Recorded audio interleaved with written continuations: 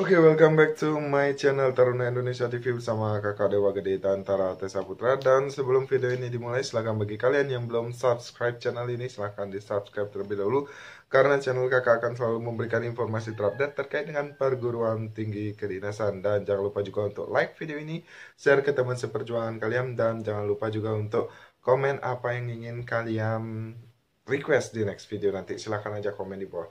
Dan seperti biasa, apabila kalian juga paham apa yang kakak sampaikan di video kali ini, silahkan juga ketik paham di komen di bawah, karena paham kalian itu sangat berarti buat kakak. Nah, oke, jadi di sini di video kali ini kakak ingin membahas terkait dengan wawancara ya, karena kemarin kakak sudah bahas tentang tata cara penilaian tentang psikotes, dan di video kali ini kakak ingin membahas tentang tata cara bagaimana penilaian dari sistem wawancara. Nah, kalian mungkin sudah melakukan wawancara dan tentunya banyak yang kalian temukan, ada yang wawancaranya sistem online, kemudian tetap datang ke sekolah yang kalian udah tuju, yang udah kalian jadikan sebagai tempat tes, cuma ada yang sampai sana ternyata memakai Zoom, terus ada juga yang wawancara langsung, dan juga ada yang online. Nah, jadi seperti itu. Banyak keluh kesah di pandemi COVID-19 ini. Tapi ini merupakan ciri khas buat angkatan kalian nanti, sehingga kalian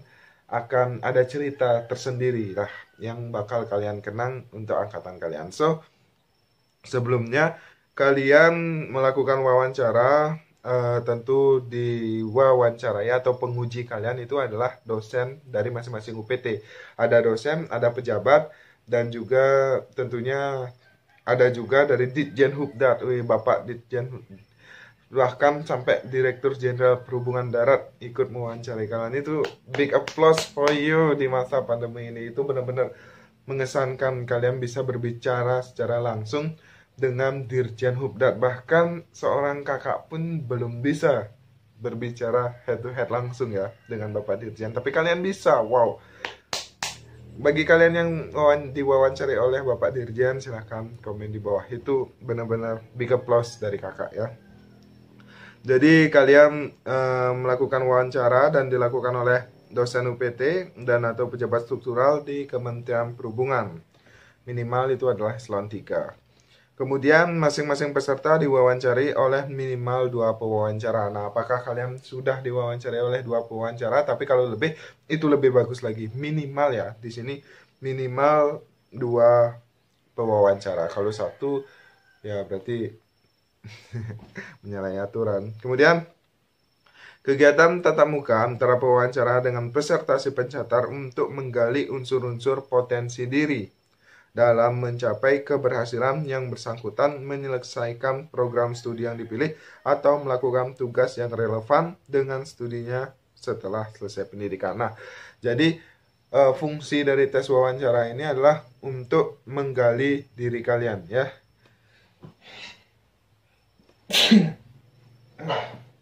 Ada iklan ya.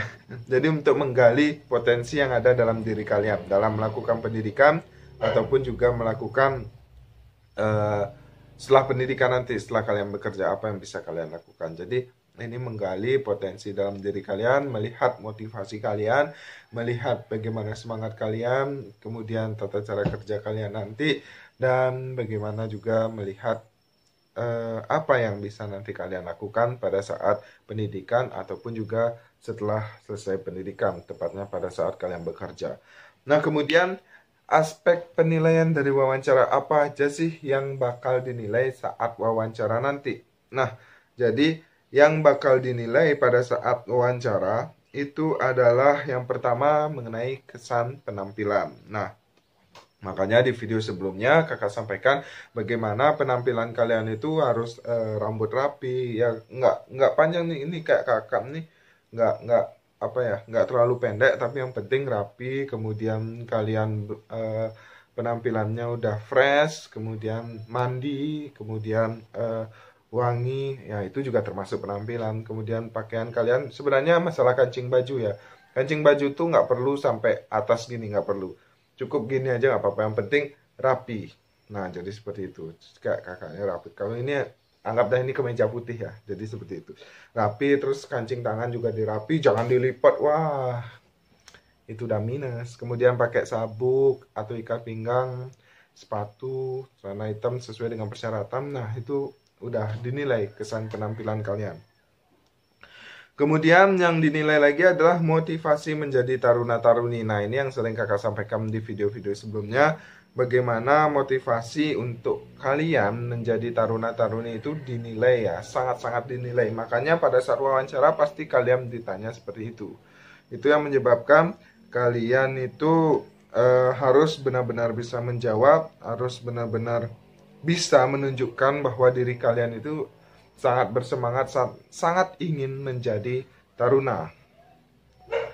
Kemudian selain itu juga kesungguhan kalian juga dinilai dari jawaban kalian. Kemudian rencana atau harapan masa depan kalian juga dinilai. Kemudian motivasi kalian juga dinilai, baik itu secara internal, eksternal, dan juga kemampuan berkomunikasi. Nah, kemampuan berkomunikasi ini antara lain yang dilihat tingkat percaya diri kalian, tidak terbata-bata, tidak gagap, kemudian tidak cadel, kemudian tidak sangau, juga seleksi oral. Nah, itu juga bakal dilihat nanti ketika kalian wawancara.